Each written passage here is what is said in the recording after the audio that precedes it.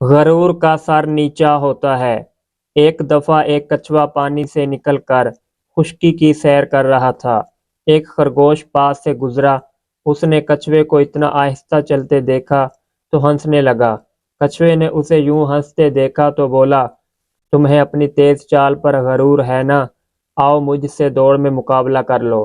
خرگوش اس کی یہ بات سن کر ہنسا اور مقابلے پر راضی ہو گیا۔ دونوں نے ایک پرانے درخت تک دوڑنے کا فیصلہ کیا جو وہاں سے کافی دور تھا۔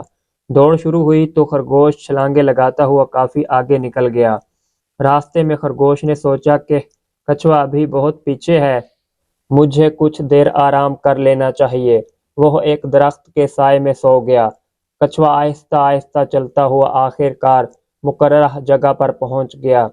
خرگوش کی آنکھ کھلی تو وہ یہ سمجھا کہ کچھوا ابھی بہت پیچھے ہے۔